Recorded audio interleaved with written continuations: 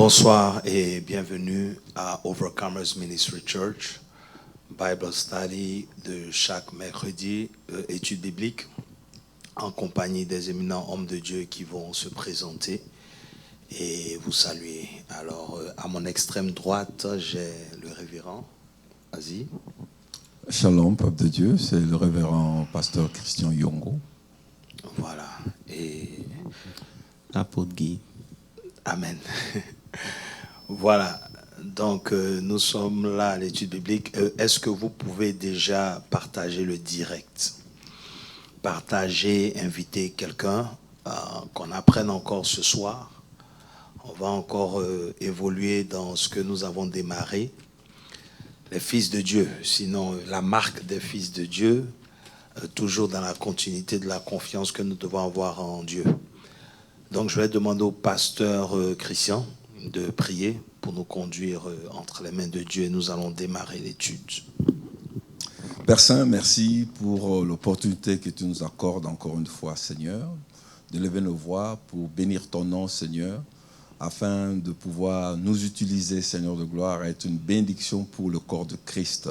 Merci pour ce jour, merci pour cette soirée, merci pour tes serviteurs que tu as disposés, ô Dieu. Et nous prions pour tous nos bien-aimés qui nous suivent en ligne, ô Dieu, que ta main s'étende sur eux, ô Dieu, et qu'ils puissent ouvrir leur entendement spirituel et leur compréhension spirituelle. Père, nous te rendons grâce pour tout. Et c'est dans le nom glorieux de ton Fils Jésus, nous avons ici prié. Amen. Amen.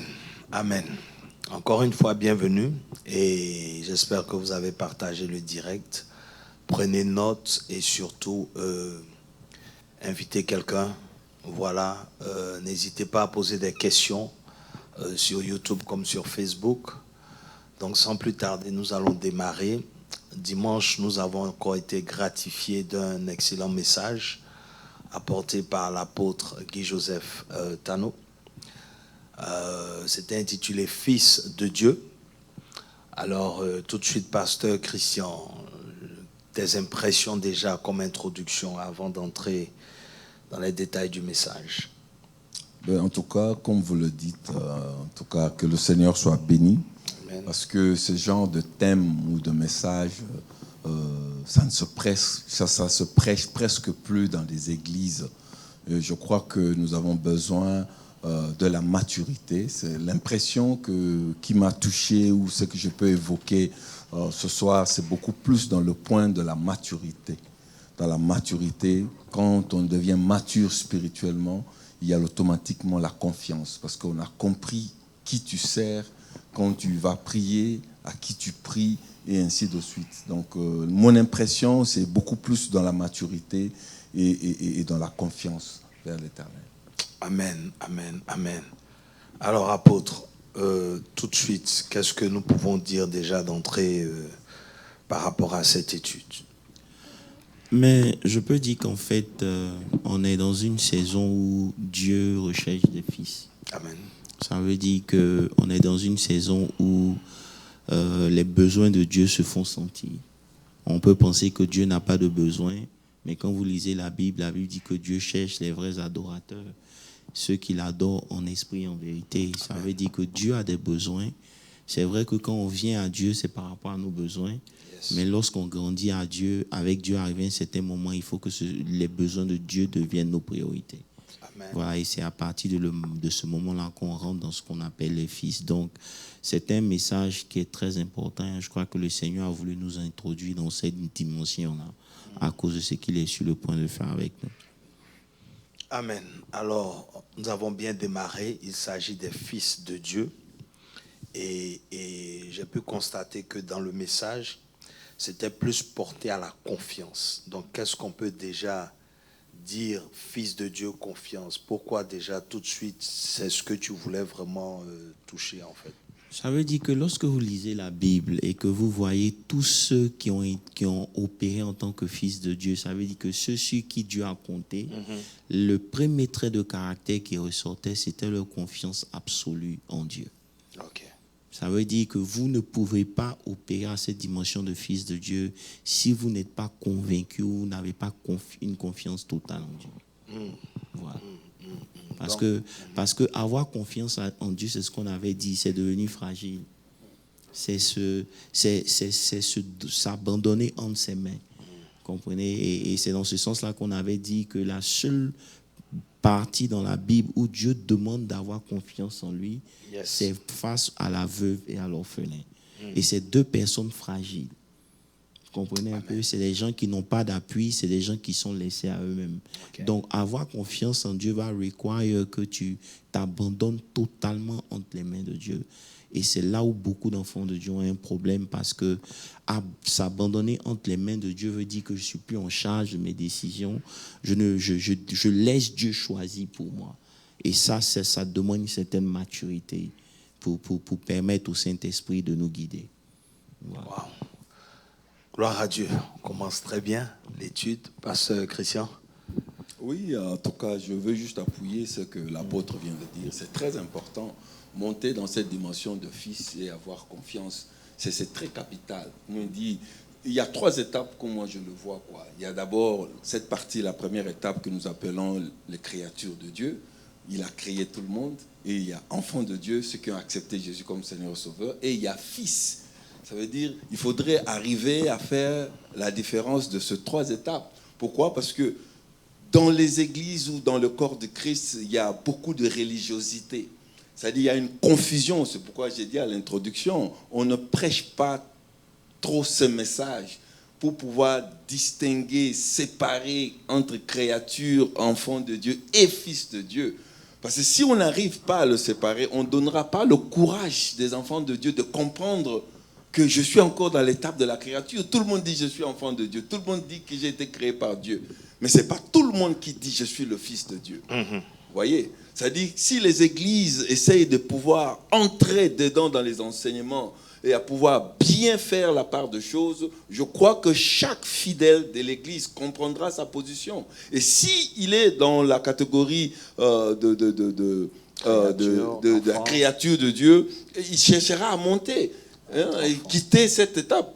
Et s'il est dans la catégorie enfant de Dieu, il cherchera à monter, devenir fils. Mais si cette confusion de la religiosité met tout le monde dans le même paquet, il n'y aura pas d'effort de comprendre que je suis enfant, ou je suis juste créature, ou je suis fils de Dieu. C'est clair. Je crois que Pasteur Christian a un point.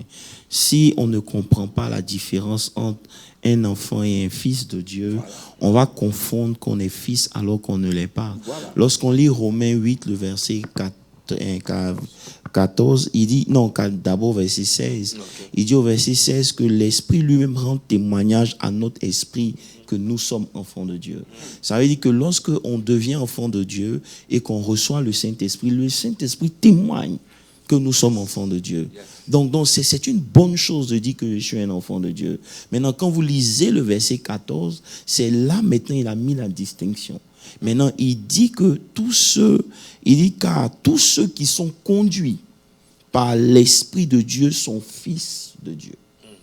Et c'est ici qu'il y a un problème. Comme je disais au début, comment être conduit, ça veut dire c'est se soumettre aux principes, à la volonté et aux directions du Saint-Esprit.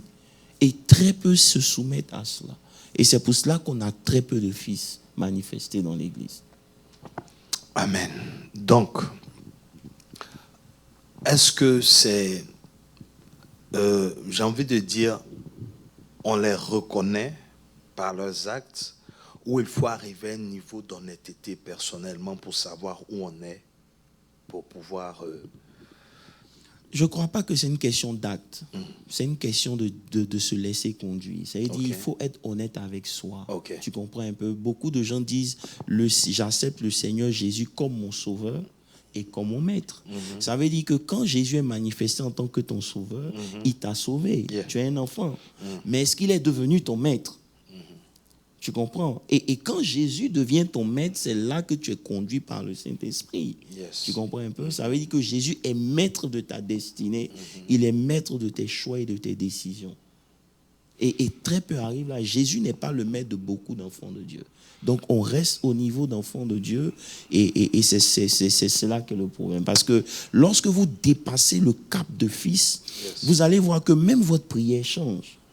Ce n'est plus les questions de demander. C'est ça que j'allais en venir. C'est ça, votre vie devient une vie de sacrifice dans le but d'accomplir l'œuvre de Dieu. Ça veut dire que vous vous préoccupez plus de l'œuvre de Dieu que de vous-même. Ça veut dire que ça devient comme un poids sur vous de voir Dieu, le nom de Dieu d'être glorifié plus que vos propres besoins être satisfaits. Et j'ai envie de dire, donc justement, qu'est-ce qui emmène à ce niveau?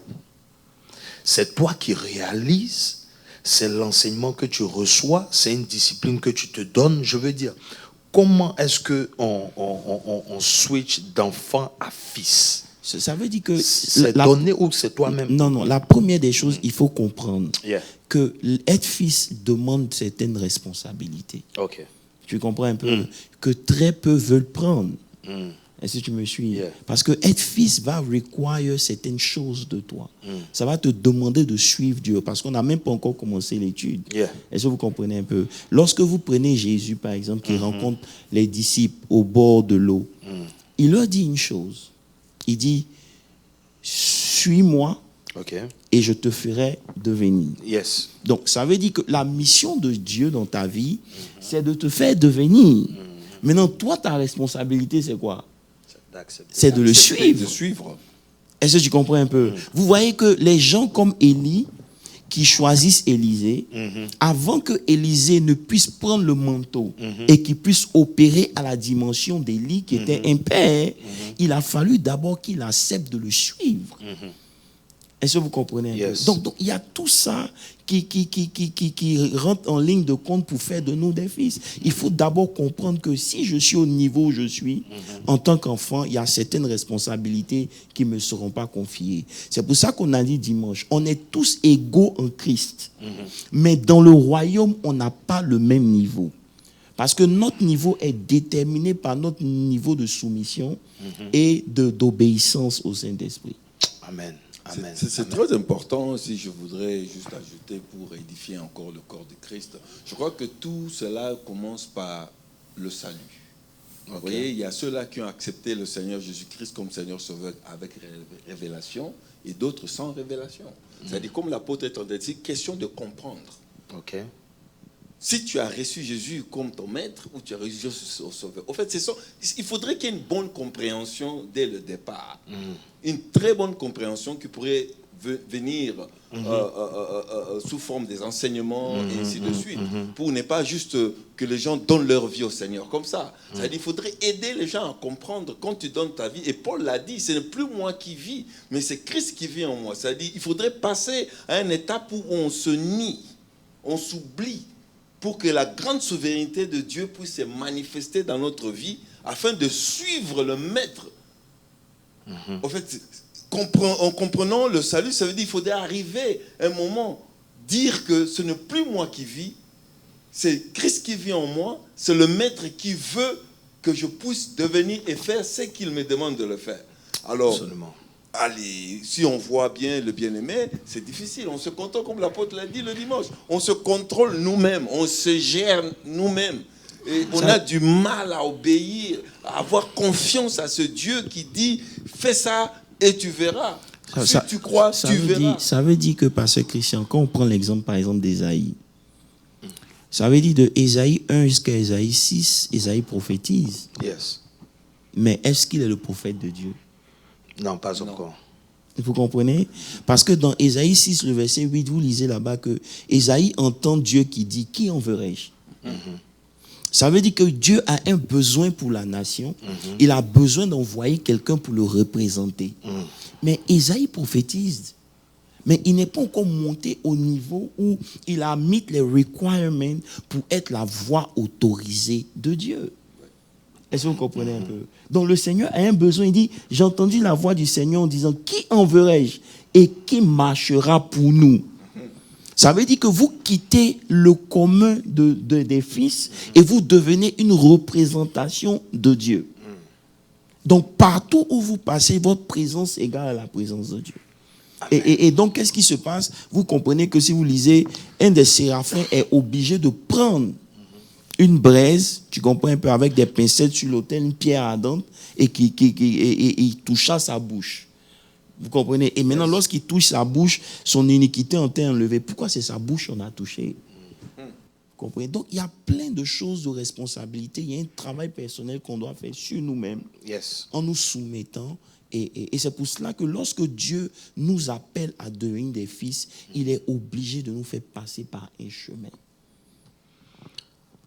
Amen. En fait, donc, l'étude est poussée. L'étude est poussée parce que, en fait, d'après ce que j'entends,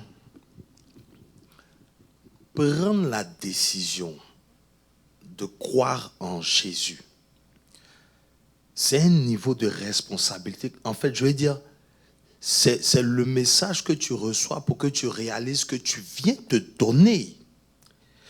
Tu t'abandonnes entre les mains de Christ pour que ça soit lui qui vive. On parle ici de la conversion. Ou bien on va au-delà. Parce que la conversion, tu réalises que tu es pécheur. Justement. Donc tu réalises que tu as besoin de Dieu parce que tu es loin de Dieu. Tu comprends un peu? Donc le poids, tu comprends un peu le souci de l'éternité, tu comprends un peu, tu te sens sale, tu es déconnecté de Dieu. Tout ce qu'un païen peut ressentir et qui fait que lorsqu'il entend le message d'amour, il se donne à Dieu, c'est la première étape. Ça n'a rien à voir avec devenir fils. Parce que pour devenir fils, il faut que cette personne qui a accepté le Seigneur puisse être mature. Il faut qu'il grandisse dans les choses de Dieu pour que Dieu puisse l'envoyer. Parce que quand Dieu t'envoie, il y a des représailles. Tu comprends un peu? Quand Dieu t'envoie, il y a des combats qui sont là. Donc, si tu ne connais pas Dieu, tu ne vas pas lui faire confiance. Tu comprends? Donc, la volonté que tu as de donner ta vie au Seigneur, c'est d'abord pour sauver ton âme. Tu comprends un peu? C'est le désir de sauver ton âme qui fait que tu l'acceptes. Parce que tu comprends qu'il y a un enfer qui existe et que si tu veux vivre l'éternité avec Dieu, tu dois lui donner ta vie. Maintenant, après ça, passer à cette étape où maintenant, ce n'est plus ton salut, parce qu'il n'est plus question de ton salut ici. On sait que tu es sauvé, on sait que Dieu t'aime. Maintenant, c'est prendre ta responsabilité en tant que fils et puis dire, Seigneur, que veux-tu que je fasse? C'est là où tu réalises ce pourquoi tu es sauvé. Oui, effectivement, parce que si je voudrais ajouter... c'est au-delà de toi avoir seulement confiance en Dieu. Il faudrait que Dieu ait confiance en toi. Ça veut dire, Dieu, il t'observe après ta conversion. Ça veut dire comment tu t'appliques, comment tu reçois les messages, comment tu te comportes, comment tu travailles sur ton salut et les épreuves, et ainsi de suite. Parce qu'il faut devenir mature. La maturité ne vient pas, ça ne tombe pas du ciel comme ça. La maturité spirituelle vient avec une discipline. Et les épreuves. On devient mature qu'avec des épreuves. C'est important. Vous voyez, il y a des chrétiens qui sont là, ils n'ont rien vu dans la vie. C'est-à-dire, il est chaque jour à l'église. Mais il n'est pas passé les épreuves. Pas seulement passer les épreuves, mais réussir sur ces épreuves. Parce qu'il faudrait que Dieu se révèle en toi. Ce n'est plus tes efforts. Je voudrais grandir, non. C'est toi en t'appliquant. Dieu va voir et observer et Dieu va se révéler maintenant en toi pour t'appeler fils. C'est pas toi qui t'appelles fils, c'est lui qui va t'appeler fils. Maintenant tu es devenu fils. Pour devenir fils, ça veut dire il y a des étapes dans notre vie chrétienne, dans les épreuves, dans les applications, dans certaines disciplines, ainsi de suite. Comment tu réussis à toutes ces étapes pour que Dieu puisse avoir confiance en toi. Amen, amen, amen. Donc, c'est ce qui justifie justement le fait de dire, Romains 8, 14, que c'est ceux qui sont conduits par l'Esprit, comme on a dit, qui sont fils de Dieu. Oui, c'est-à-dire que le passage de fils, de enfant à fils, est le ressort du Saint-Esprit.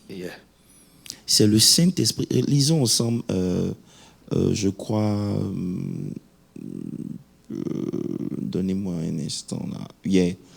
1 Corinthiens 12, le verset 7, il est dit, il y a diversité des dons, mais le même esprit. Diversité de ministères, mais le même Seigneur. diversité d'opérations, mais le même Dieu qui opère tout en tout. Je n'ai pas le temps. Il dit, c'est trop profond.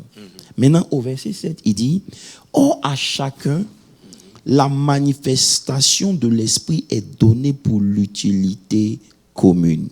Il y a une diversité de manifestations.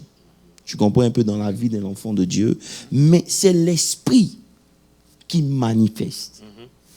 Tu comprends un peu? Donc ça veut dire que quand Dieu a mis quelque chose en toi, pour que cette chose se manifeste, c'est le ressort du Saint-Esprit. Voilà. Donc le Saint-Esprit a besoin de faire un travail dans ta vie, t'emmener à comprendre, t'emmener à discerner, t'emmener à un certain niveau voilà, de dépendance de lui pour être enseigné. Parce que beaucoup de gens ne comprennent pas que lorsqu'on vient à Christ, comme on a donné notre vie, on est rebelle. On vient comme on est. On a la nature du monde. Voilà. On a l'héritage de nos parents. On a tout. C'est pour ça que Dieu dit à Abraham, quitte ton pays, ta patrie, ta maison de ton père. Pourquoi? Parce que toutes ces choses-là influencent ta vie. C'est pour ça qu'au niveau de ta conversion, tu ne peux pas être considéré comme un fils. Tu es un enfant de Dieu. Tu comprends? Et donc, quand le Saint-Esprit commence à travailler dans ta vie, tu commences à discerner quelles sont tes priorités. Tu commences à comprendre le besoin de Dieu pour toi. Et à partir de ce moment, tu t'engages à accepter tes responsabilités. Ça veut dire que maintenant, tu ne vis plus parce que tu as envie de vivre, mais tu vis pour un but bien commun. C'est pour ça qu'on a dit, pendant 25 ans, Abraham ne faisait que demander un enfant à Dieu. Il ne faisait que demander un enfant. Dieu pouvait lui donner, mais Dieu voulait l'emmener à un certain niveau. Okay. Et après, quand il a eu cet enfant, maintenant Dieu dit, bon, Dieu connaît les cœurs. Pourquoi c'est quand Abraham accepte de sacrifier son fils que Dieu dit, maintenant, je sais. Pourtant, il savait. Vous comprenez? Donc, Abraham, maintenant, n'est plus au niveau des besoins. Parce qu'il a tellement confiance en Dieu qu'il sait que même si Dieu permet qu'il tue son fils, Dieu a la capacité de le ressusciter. Donc, les besoins d'Abraham ne sont plus ce qui l'intéresse. C'est Dieu qui l'intéresse. Et c'est ça qui fait la marque des fils. Ce qui les intéresse, ce n'est pas eux, c'est Dieu. Et pour parvenir à ce niveau-là, le Saint-Esprit doit faire un travail.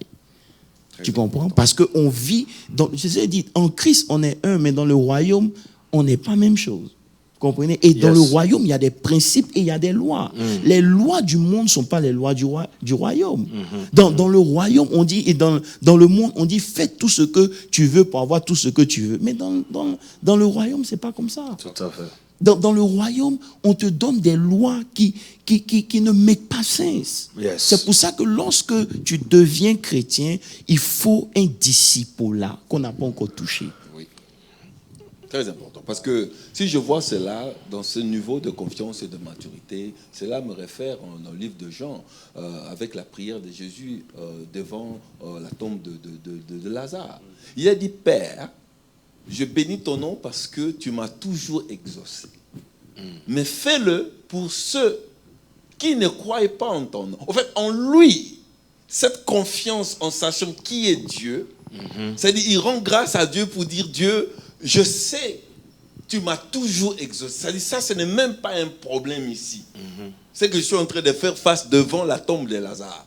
Mais c'est seulement pour ceux qui ne croient pas en toi. C'est-à-dire c'est la prière. Quand on devient fils, il y a même la prière qui change. La façon de voir et de comprendre la grandeur de Dieu, la souveraineté de Dieu. C'est-à-dire un enfant ne comprend pas encore que Dieu est souverain, c'est pourquoi il se plaint. Regarde par exemple Moïse. Regarde Moïse dans Hébreux 11. Hébreux 11, verset 24. On dit c'est par la foi que Moïse, devenu grand, refusa d'être appelé le fils de la fille de Pharaon. C'est dit quoi? C'est dit qu'il a été considéré comme grand, pas en fonction de son âge, mais de sa compréhension qui n'est pas de Pharaon. Tu comprends un peu? Donc, dans le monde spirituel, l'âge n'est pas en fonction de tes années passées, mais en fonction de ta compréhension. Donc, celui qui comprend, c'est pour ça que vous voyez que dans l'église, Timothée qui a 17 ans ordonne des pasteurs, des bishops, il ordonne des diacres. Pourquoi? Parce que son level de compréhension était supérieur à eux. Donc, dans le royaume de Dieu, ce n'est pas une question d'âge. Que tu sois jeune, vieux ou au milieu, peu importe ton âge, c'est ta révélation qui détermine ton âge dans le monde spirituel. Ce que tu as compris de Dieu, c'est ça qui te donne un rank ou une position spirituelle. Aussi longtemps que tu n'as pas compris et que tu n'as pas la connaissance, tu restes toujours un enfant. Yes. Bon, moi je suis là pour poser des questions. Je suis là pour apprendre. Si vous avez des questions, n'hésitez pas encore à poser des questions, prenez note. Tu vois dans ce sens, c'est pour ça que par exemple, quand on a lu Éphésiens 4, Éphésiens 4, verset 11, il a dit qu'il a été donné, il a donné, ça c'est Christ qui donne des dons. Ce n'est pas les dons du Saint-Esprit, c'est les dons de Christ à l'Église. Il dit que Dieu a donné, il a fait les uns comme apôtres, les autres comme prophètes, évangélistes, tout ça, pasteurs, docteurs, verset 12, pour le perfectionnement des saints en vue de l'œuvre du ministère et de l'édification du corps de Christ. Ça veut dire qu'en vue de ce que Dieu fait dans la vie de son peuple, il a laissé des serviteurs, apôtres, diacres. Et c'est pour ça qu'en tant qu'homme de Dieu, on a une grande responsabilité. Ça veut dire que lorsque quelqu'un vient à l'église et il ne découvre pas Dieu et que c'est nous qui découvrons, on va rendre compte à Dieu. Lorsque un chrétien, après des années, est incapable de se connecter à Dieu, de chercher Dieu pour lui-même, et tout ce qu'il fait se réfère à un homme de Dieu, ça devient un problème.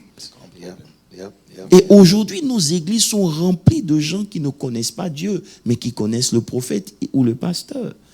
Tu comprends? Donc, le rôle de ces hommes des dons, c'était pour emmener au perfectionnement. C'est pour ça qu'on a dit que, et il a dit, jusqu'au verset 13, il dit, jusqu'à ce que, vas-y, tu peux lire.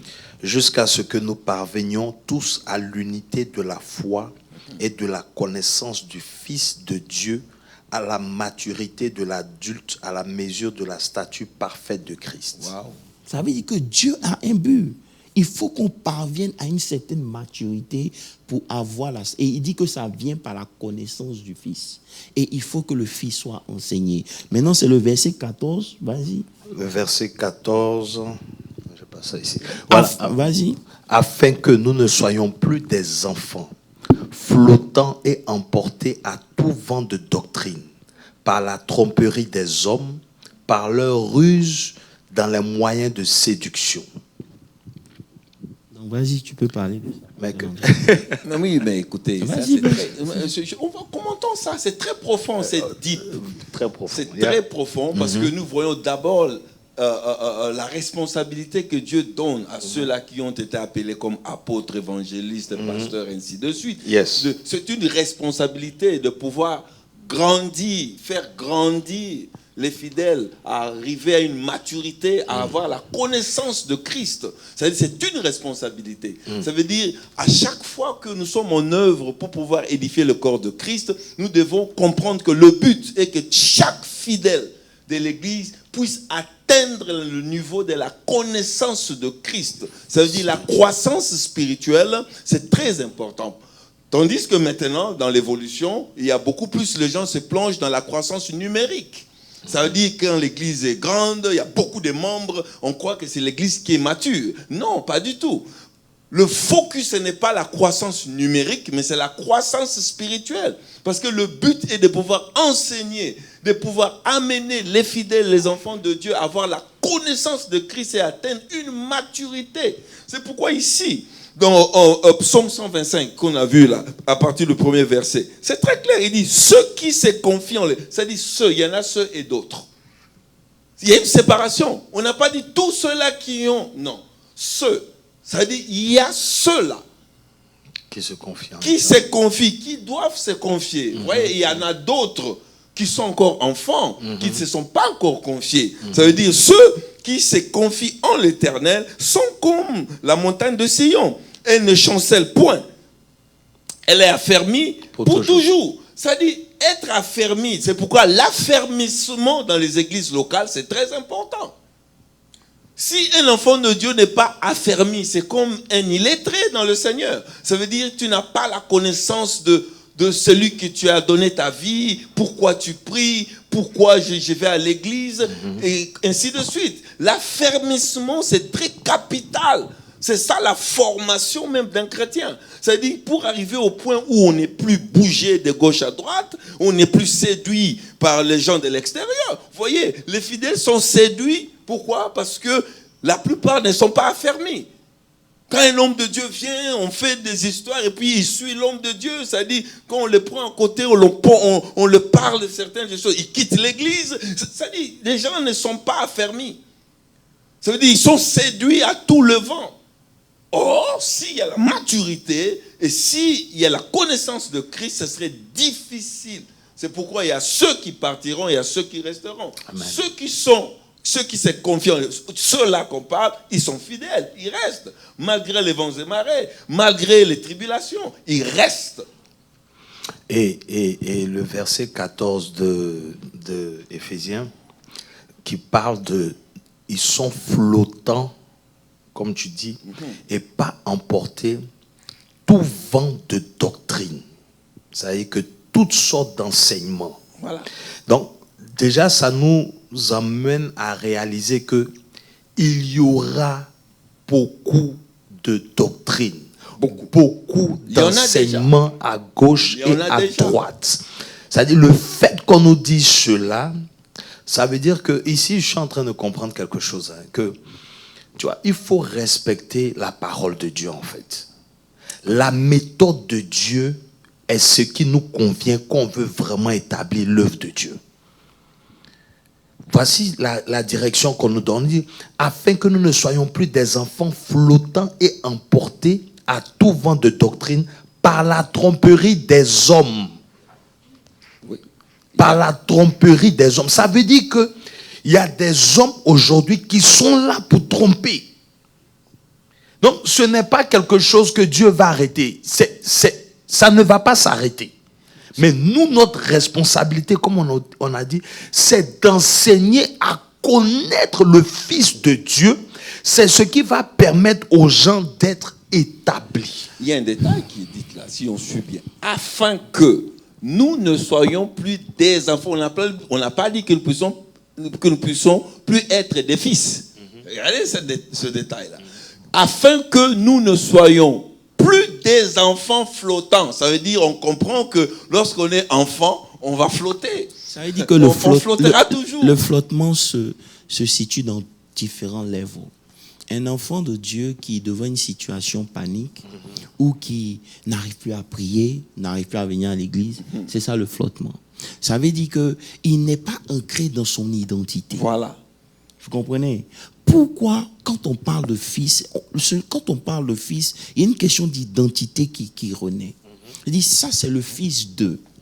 Tu comprends un peu? Donc le père, quand il est fier de son enfant, il dit, ça c'est mon fils. Ça veut dire qu'il s'identifie à ce fils-là. Yes. Vous comprenez? C'est pour ça que Dieu peut dire, je suis le Dieu d'Abraham. Yeah.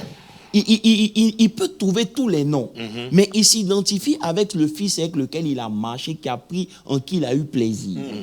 Je ne sais pas si tu me comprends. Très bien. Donc, quand on parle ici de fils, c'est une question d'identité, en fait.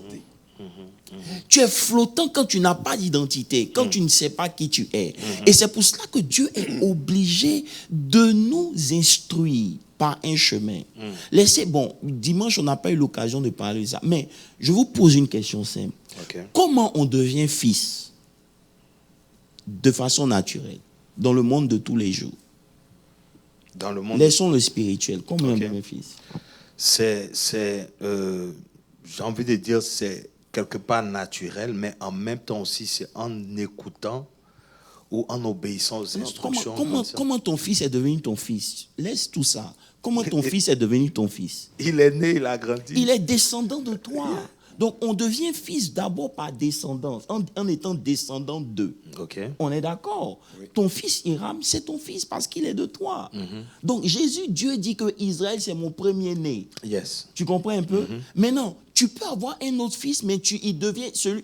Si par exemple, tu prends Elijah comme ton fils, on m'a dit que tu as fait quoi? L'adopter. Tu as adopté Elijah. Donc, il y a deux manières de devenir fils dans le monde naturel. Yes. Le premier, c'est d'avoir de façon naturelle, c'est une descendance. Le deuxième moyen, c'est d'être adopté. Okay. Mais nous, on a été adoptés. Yes. Dans Romains, si vous lisez Romains 8, verset 15, il est dit quoi? Il dit, car vous n'avez pas reçu un esprit de servitude pour être dans la crainte, mais vous avez reçu l'esprit d'adoption par lequel nous crions Abba Père. Vous comprenez? Ça veut dire que Dieu est devenu notre Père par adoption. Maintenant, le mot ici que les gens ne comprennent pas quand ils lisent leur Bible, c'est Abba. Abba Père veut dire quoi? Ça veut dire que ici, Dieu devient ma source. Tu comprends? Yeah. Dieu devient ma source. Maintenant, puisque Dieu m'a adopté et que je n'ai pas la semence, ou bien si tu veux, tout ce qu'un fils naturel aura, yes. Dieu est obligé maintenant de m'enseigner pour que lui, il devienne mon tout. Ils deviennent ma source. C'est pour ça qu'on dit, vous avez reçu un esprit d'adoption qui crie Abba Père. Ça veut dire que parce que j'ai été adopté, je dois maintenant reconnaître que Dieu est ma source. Yes. Ce n'est ni mon travail, ni mes amis, ni mon argent, mais Dieu devient ma source. Pour parvenir à ce niveau-là, ça demande une certaine maturité. Ah oui, parce que si je voudrais compléter, par exemple, il y a quelque chose qui a juste cliqué dans ma tête. Donc, si on comprend bien, comme nous, on a pris l'esprit d'adoption et l'esprit qui crie Abba Père, ça veut dire, comme on n'est pas né par descendance, on est devenu fils par adoption. Ça veut dire, la semence ou notre DNA, ça devient le Saint-Esprit. C'est pour cela que maintenant, l'Esprit est obligé maintenant de nous conduire. Absolument. Tu comprends ce que j'ai dit? À travers l'Esprit qu'on saura que tu es le Fils. Ça devient comme notre DNA. Justement. Et c'est pour cela que la marche avec le Saint-Esprit est cruciale. Parce que vous êtes venus par adoption. Vous n'êtes pas des Israélites. Tout à fait. Vous n'avez pas la semence d'Abraham. C'est pour ça que quand Dieu parle à Abraham, il montre deux descendances à Abraham. Il montre le sable, qui est la semence, la descendance naturelle, et il montre les étoiles qui nous sommes les étoiles. C'est la semence spirituelle. Donc nous, on est connectés à Dieu à travers l'Esprit. À travers l'Esprit. Vous comprenez? Maintenant, puisque on a été adopté et que l'Esprit est le lien entre nous et notre Père, Dieu maintenant doit nous enseigner pour que Dieu devienne notre source. Parce que avant Dieu, on avait notre propre source. Voilà. Israël n'a pas d'autre source que Dieu. Très bonne. Ça, c'est bien. Justement. Vas-y. Poussez ça, c'est bien. Ça, c'est très bien dit. Non, parce qu'on comprend, on arrive. Mais non, écoutez, c'est bien dit, apôtre. Non, en fait, j'ai dit ça parce que, on voit, comme tu dis, nous ne sommes pas naturels. Nous ne sommes pas naturels. Ça veut dire que nous, la Bible dit que nous étions sans alliance, sans Dieu, dépourvus de tout héritage et tout, n'est-ce pas? Et donc, nous ne sommes pas juifs. Donc, nous ne sommes pas naturellement enfants de Dieu. Donc, par adoption, ce qui nous adopte, c'est quoi? C'est par l'Esprit que nous sommes adoptés. Donc, ça veut dire que quoi? Donc, ça veut dire que le seul lien, la seule possibilité pour nous de pouvoir venir à la nature de Dieu, c'est au passage de l'Esprit. Donc, ce n'est pas en allant naturellement respecter ce que les naturels font. Non. Tu vois ce que je veux dire? Oui. Donc, c'est par l'Esprit là qu'on arrive à ce niveau de fils de Dieu. Mais c'est l'Esprit même qui témoigne. Qu'est-ce qui nous convainc de nos péchés? C'est l'Esprit. C'est ça, c'est la pièce comment on dit, maîtresse de tout, qui témoigne que nous sommes enfants de Dieu. C'est l'application, l'obéissance de l'Esprit de Dieu en nous. Ça nous fait refléter le Père. C'est l'Esprit qui fait que nous puissions refléter le Père. C'est ce qu'il a dit dans Jérémie 31, quand il a parlé de l'alliance qu'il allait tisser. Il dit, je mettrai ma loi dans vos cœurs. Exact. Je mettrai mon esprit dans vos minds, dans vos pensées. Comprends un peu? Et comme nous sommes en train de parler de ça, parce qu'il dit ensuite, il dit que tu n'enseigneras plus ton voisin. Ça veut dire que toi-même, par l'esprit, tu dois arriver à connaître Dieu. Yes. Donc, ça veut dire que quoi? Quand Dieu nous dit qu'il a donné les uns pour apôtres, pour prophètes, j'ai envie de m'attarder sur prophète. Parce que si, étant prophète, je ne peux pas t'emmener à cette édification de connaissance du Fils de Dieu, je ne suis pas prophète. Parce que je suis en train de réaliser qu'ici, le prophétique a pris une autre tournure. Hein. D'après ce qu'Éphésiens est en train de dire. Ce n'est pas juste dire ce qui va t'arriver ou pas arriver, non. Mais il dit qu'il a donné ses dons pour nous emmener à la parfaite connaissance du Fils. Est-ce qu'on se comprend? Oui. Ça veut dire qu'aujourd'hui, et c'est pour ça que même Jean-Baptiste est le plus grand des prophètes de l'Ancien Testament. Parce qu'il a fait connaître qui était le Fils. C'est ça le but. Et la Bible nous dit que c'est le plus petit du royaume.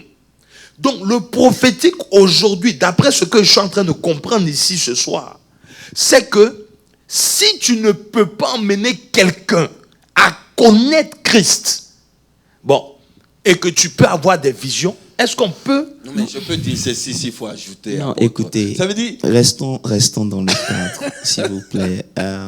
Pasteur, je suis d'accord avec toi, mais on parle des fils. Oui, non, parce que le prophétique est vaste, tu vois. Le prophétique sert aussi à révéler un certain nombre de choses qui ne sont pas forcément pour te faire connaître Dieu, mais qui sont nécessaires pour ta marche. Tu comprends ce que je suis en train de dire? Après la connaissance. Voilà, après la connaissance de Dieu, tu vois. Mais c'est pas ça l'essence. Et je suis parfaitement d'accord avec toi. Tu comprends un peu. Mais comme on est dans les fils, on ne va pas toucher ça, l'essence. C'est tout ce que je veux dire. Donc simplement pour nous faire comprendre pourquoi c'est important de marcher avec l'esprit, parce que c'est par l'esprit que notre adoption prend forme. Yes. Comprenez? Maintenant, vous allez voir que la première des choses que Dieu demande, c'est qu'on puisse lui faire confiance. C'est là le problème. Israël a totalement confiance en Dieu. Même leur armée, il n'y a rien. Je ne sais pas si tu comprends un peu. Très bien. Parce que la deuxième chose, après avoir fait confiance en Dieu, c'est l'obéissance. On va toucher ça une prochaine fois. Mais tu ne peux pas obéir en quelqu'un en qui tu n'as pas confiance. C'est pour ça que l'obéissance pour nous devient difficile. Parce que justement, on n'a pas confiance en Dieu. C'est pour cela que Dieu est obligé de créer en nous certaines situations pour nous emmener à ne pas dépendre d'un certain nombre de choses. J'ai envie de te poser une question quand même. C'est-à-dire qu'il y a quelque chose qui me... Est-ce qu'on peut être enfant de Dieu sans l'Esprit de Dieu? Impossible. C'est impossible. Yeah. Donc, tout enfant de Dieu a l'esprit, mais c'est en grandissant dans l'esprit qu'on arrive à justement la maturité de fils. Non, c'est-à-dire qu'en laissant l'esprit faire son travail, qu'on parvient maintenant à un niveau de maturité. Parce qu'on a vu que toute manifestation est possible, pas par nous, mais par l'esprit. C'est pour ça que lorsque vous commencez à prier et que vous priez plus en esprit, vous donnez la latitude au Saint-Esprit de faire un travail aussi en vous. Mais lorsque vous n'avez pas de relation avec le Saint-Esprit, vous ne priez pas, vous n'étudiez pas. Donc vous ne servez pas, vous n'êtes pas en train de grandir. Vous pouvez rester dans l'église 100 ans, mais vous ne grandissez pas. C'est vrai. Parce que tout part à partir du Saint-Esprit. Tu comprends? Donc nous, là, on a reçu l'esprit d'adoption et qui crie Abba Père. Mais Abba, c'est la source. C'est le soutien, c'est le défendeur. C'est-à-dire que Dieu doit nous emmener à un niveau où tous nos points de repère, tout ce qui constitue notre force doit tomber. Yes. Parce que aussi longtemps que nous avons d'autres dieux, Dieu n'est pas notre Dieu. Je vais vous dire quelque chose. Dieu n'a pas une deuxième place. Il a soit la première place ou il n'est pas à sa place. Yes. Il ne peut pas être en deuxième position jamais de la vie. Et c'est le chemin pour parvenir à un niveau où Dieu devient notre tout. C'est là qu'est le plus important. Et c'est là le chemin de la confiance en Dieu. En fait, donc quand Dieu dit je suis ta source, ou bien quand tu dis Abba Père, tu es en train de dire que Dieu est ta source, n'est-ce pas? Donc il faut qu'il te démontre que il est vraiment la source. Justement. Yeah. Parce que tu ne peux pas avoir confiance en quelque chose que tu n'as pas expérimenté. Si cette chaise sur laquelle tu es assise, tu l'as testée la première fois que tu t'es assis, elle t'a fait tomber. N'est-ce pas? La deuxième fois quand tu viendras, qu'est-ce que tu vas faire? J'ai changé la chaise. Soit tu changes, mais tu checkes bien. Pourquoi tu checkes? Parce que justement, il y a un doute qui est là. Bien sûr. Donc, Jacob dit à Dieu, si tu veux être mon Dieu, voilà ce que je te demande. Est-ce que vous comprenez un peu? Yes. Et Dieu l'a fait. Vous me suivez un peu? Donc, ça veut dire que Dieu a besoin qu'on lui fasse confiance. Tout à fait. Et cette confiance-là, il essaie de l'établir dans notre vie de tous les jours à travers les épreuves que nous pouvons rencontrer.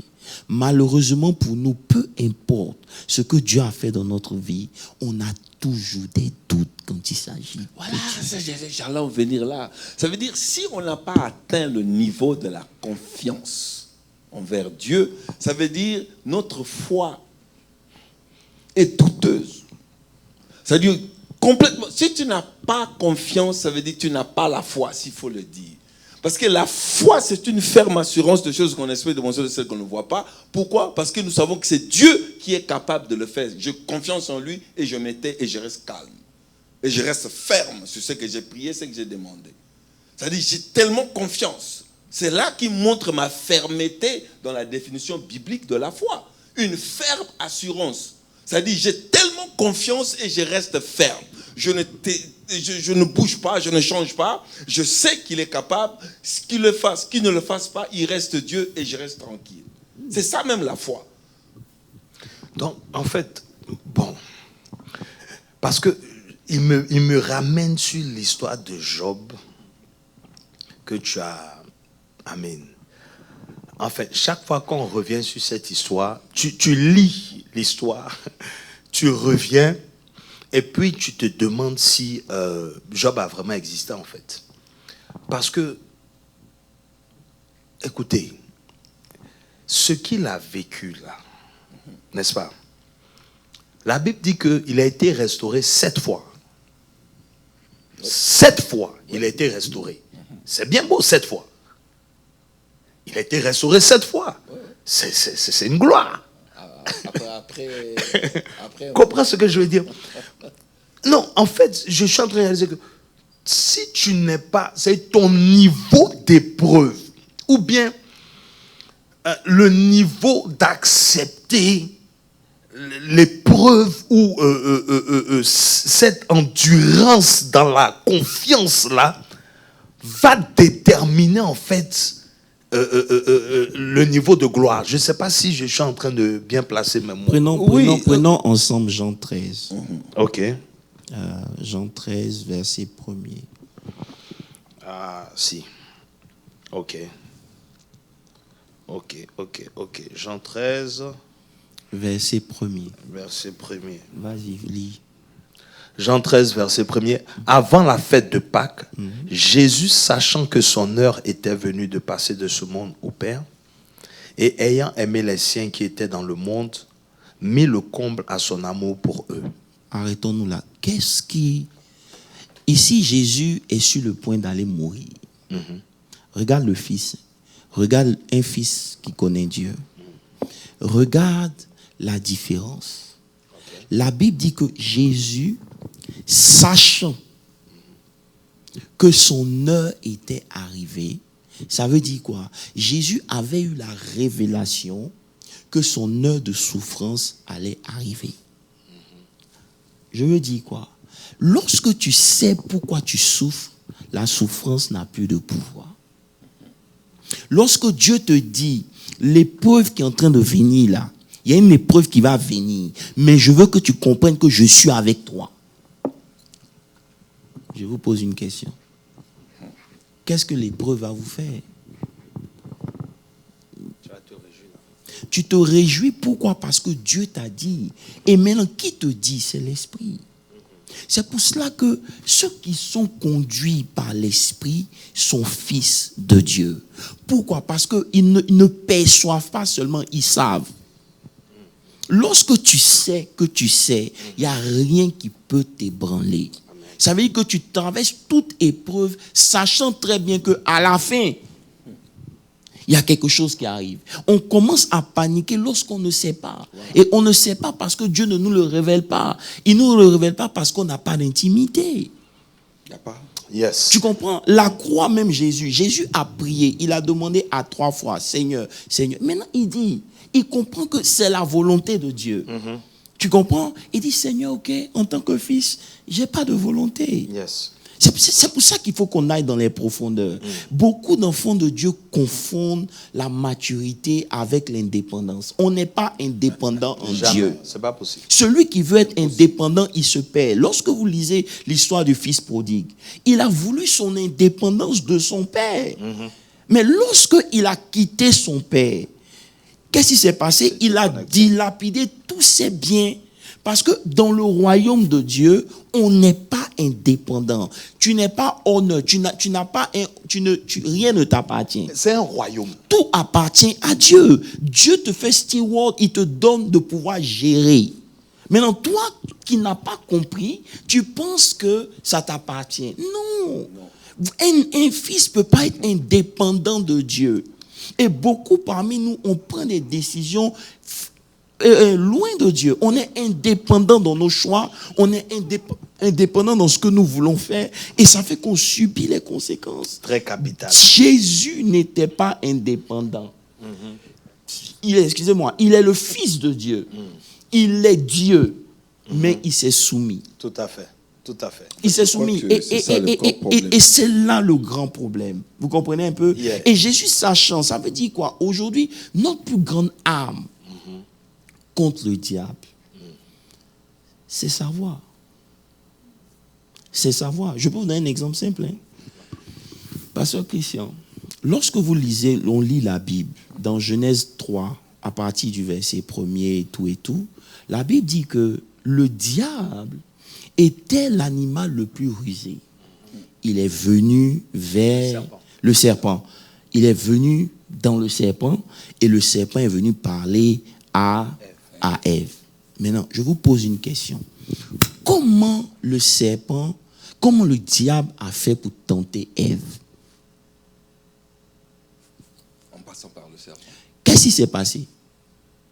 Il a soufflé. Le serpent a parlé. En temps normal, nulle part dans la Bible, il nous a dit que le serpent parle. Mais vous devez comprendre que le diable avait besoin de s'exprimer.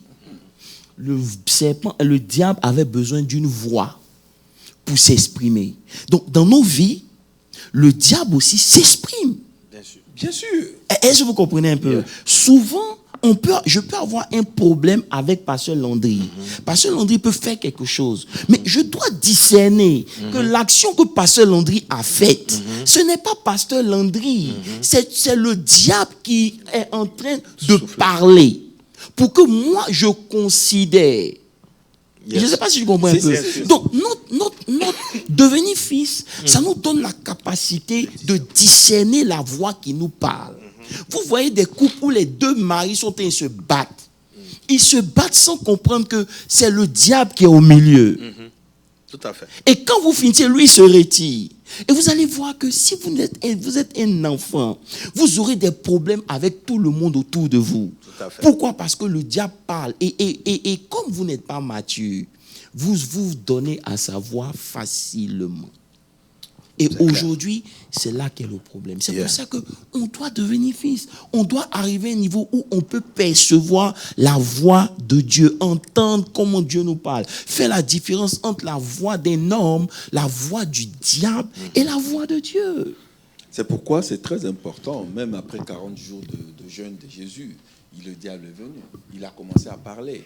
C'est pourquoi j'aime la Bible quand il dit il est écrit, il est aussi écrit. Jésus nous a montré. Parce que le diable peut venir souffler. Si tu es un enfant, tu vas croire à ce qui est dit. Parce qu'il y a des séduisements, comme nous venons de lire ici, des hommes de Dieu, des doctrines, ainsi de suite. Ça veut dire, si tu n'es pas fils, tu ne sauras pas discerner. Parce qu'il est écrit. On peut t'amener des versets, on peut t'amener la parole de Dieu. Mais si tu ne sais pas dire, il est aussi écrit, tu seras dessus. C'est ça, il dit que papa, ce Christian, je suis au-delà même de tout ça. Ça veut dire qu'il y a des voix qui te parlent à toi-même.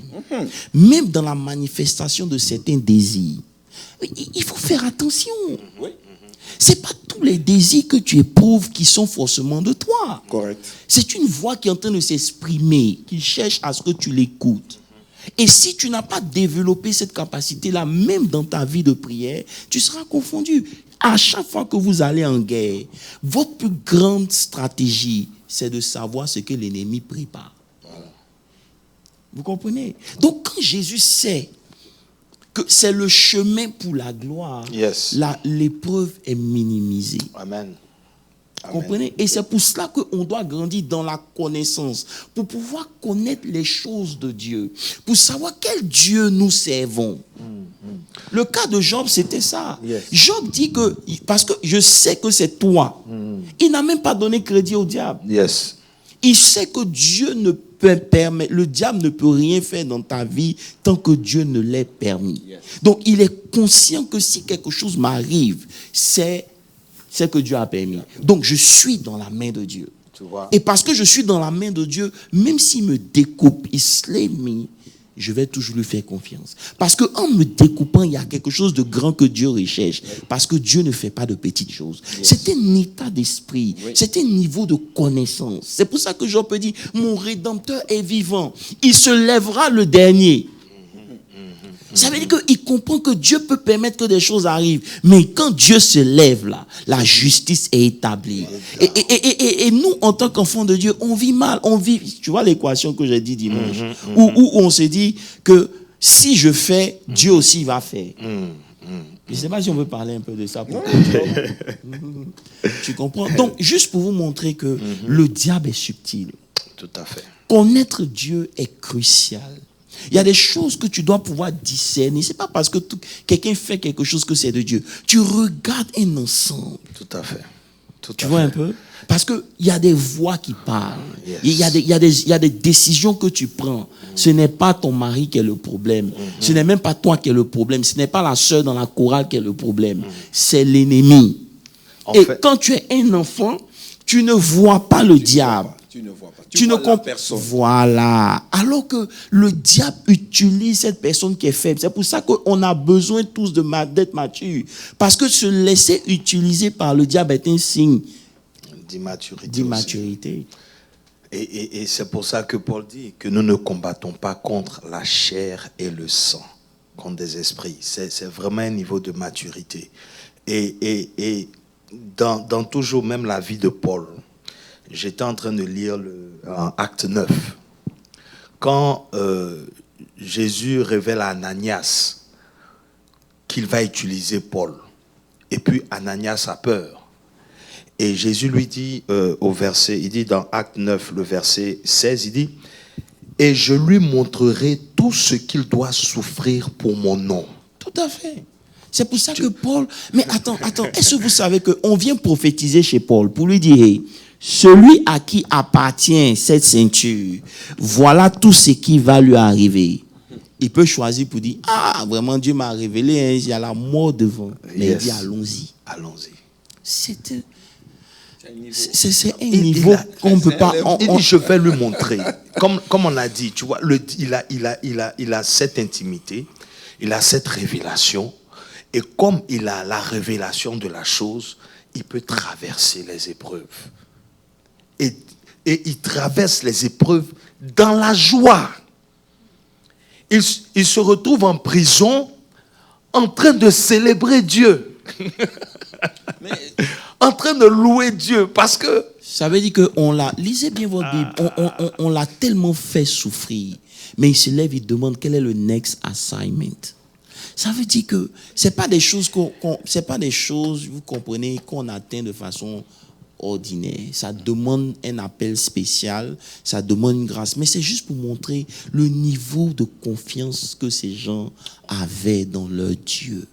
Et c'est ça un fils. C'est-à-dire, il fait confiance à Dieu. Parce que on peut toucher ça rapidement. Lorsqu'on vient à Christ, Dieu nous enseigne les lois du royaume. Oui. Il y a des épreuves que plusieurs chrétiens n'ont même pas encore pu faire. Où tu es là, Dieu te dit, hey, vide ton compte, donne ça à telle personne. C'est-à-dire que là déjà, il est en train de t'enseigner que ce n'est pas la loi de tes économies qui va te faire vivre. Mais c'est là que tu chasses le diable. Très vite. Si ça ne vous est pas encore arrivé, moi ça m'est arrivé. Tu chasses le diable, vite, tu jeûnes même pour dire Satan, arrière de moi. Quand tu as fini de faire tes 3 jours de jeûne, la voix devient encore plus forte. Vide ton compte. Il est en train de t'enseigner quoi? Son rôle de Abba. Je suis ta source. Si tu dis que Dieu est ton Père, Dieu est ta source. Notre Père qui es aux cieux, que ton nom soit sanctifié. Il est la source. Oui, parce que moi, je me rappelle, si je ne te coupe pas, juste témoigner pour faire voir, peut-être on ne va pas passer exactement ce que Job a passé, mais je crois que certains enfants de Dieu, ils vivent leur calvaire aussi dans des épreuves pareilles. Je me rappelle très longtemps, quand le Seigneur m'a dit, maintenant, je veux que tu entres dans le full-time, dans le temps plein dans le ministère. J'avais un très, très bon travail. Et j'ai laissé et j'ai obéi. Je suis resté.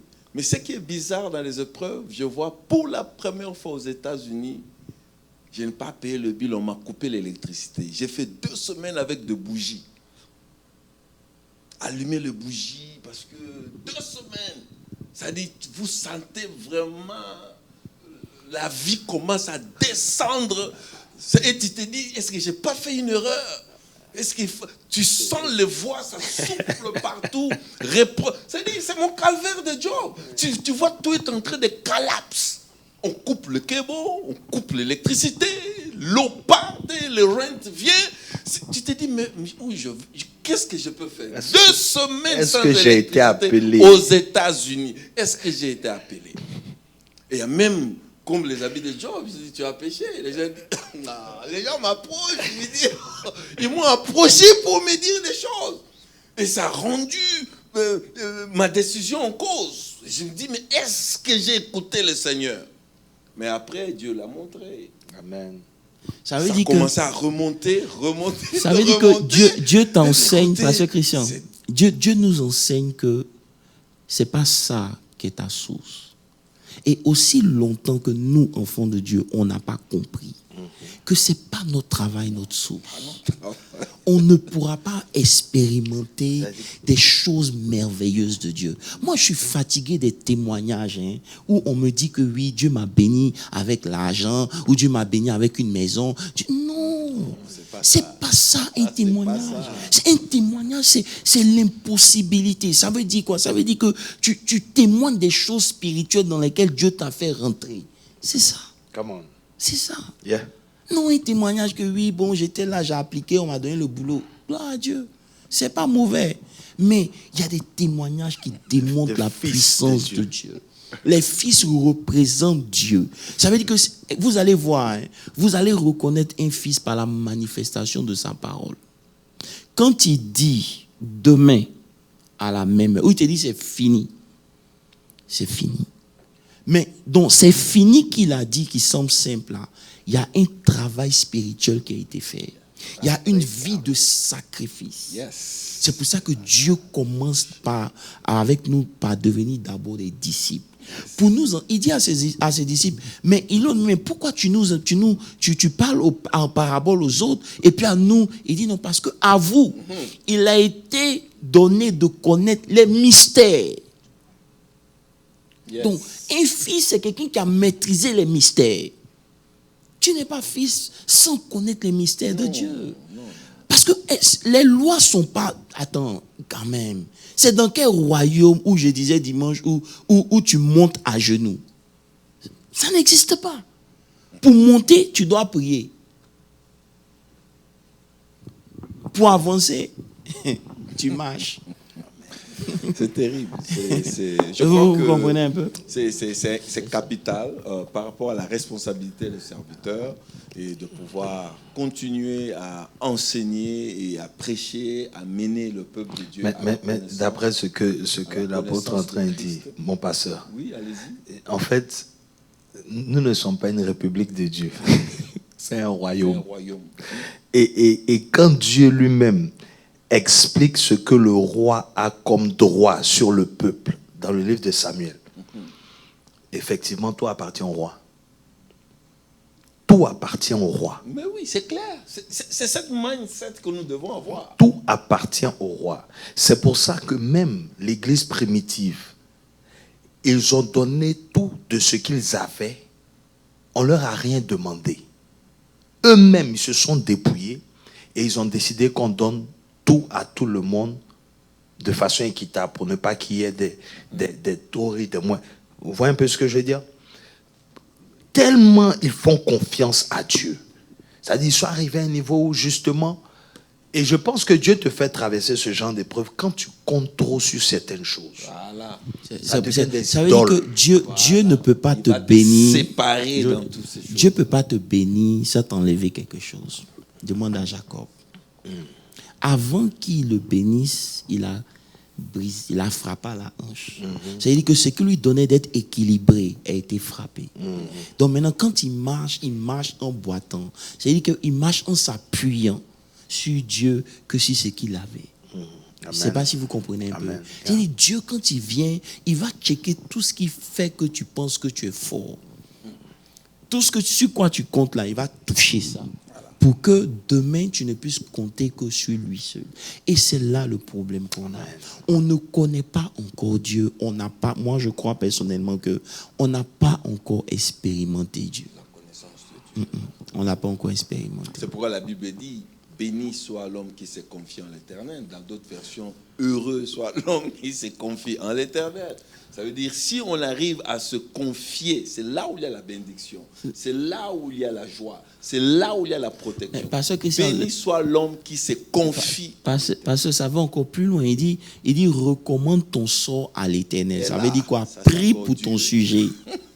Mets ta confiance en lui et il agira.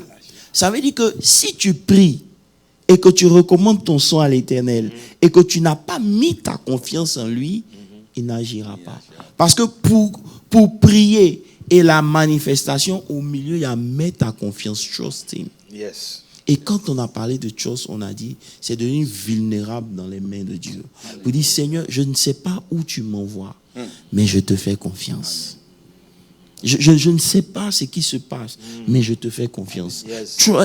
C'est dire au Seigneur, je ne sais pas ce qui m'arrive, mais une chose est sûre, c'est que je te fais confiance. Et ça c'est dit, je m'abandonne en tes mains. Dans ce moment-là, c'est là que tu bénis plus Dieu. C'est là que tu loues plus Dieu. Mais lorsque tu dis, Seigneur, je m'abandonne en tes mains, et que tu n'as pas confiance en Dieu, tu ne peux même plus prier. C'est de la comédie spirituelle. Et c'est ça qui est notre problème. Parce que Christian, pour quitter le niveau d'enfant à fils, il faut que le Saint-Esprit passe au milieu. C'est son école.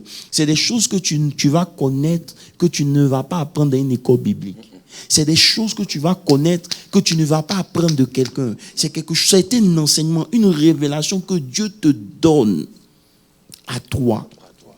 C'est pour ça que lorsqu'il rencontre Pierre, il dit, tu es Simon, mais tu vas être Pierre.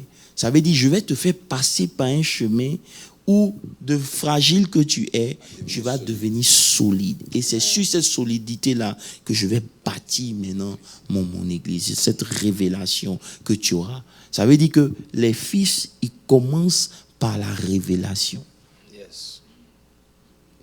On n'a pas encore touché ça. Il commence par la révélation. C'est la révélation de qui est Dieu pour toi qui te donne de faire les choses que tu fais pour Dieu. C'est-à-dire, tu ne donnes pas à Dieu parce que l'Église te demande de donner. Non, tu donnes à Dieu parce que tu sais qui est Dieu pour toi. Et tu sais ce que ça apporte dans ta vie. C'est comme ça. Sans révélation, le peuple périt. Je vais m'arrêter ici. Pasteur André. Pour nous. Prie pour nous, prie vu que tu nous as bénis dimanche et que encore on a été gratifié d'une étude d'un certain niveau. Prie pour nous qu'on arrive à ce niveau de confiance là vraiment en Dieu. Seigneur, nous te bénissons. Nous sommes fils. Nous avons reçu l'esprit d'adoption qui crie Abba Père. Seigneur, nous prions que tu deviennes notre source. Dans le nom puissant de Jésus.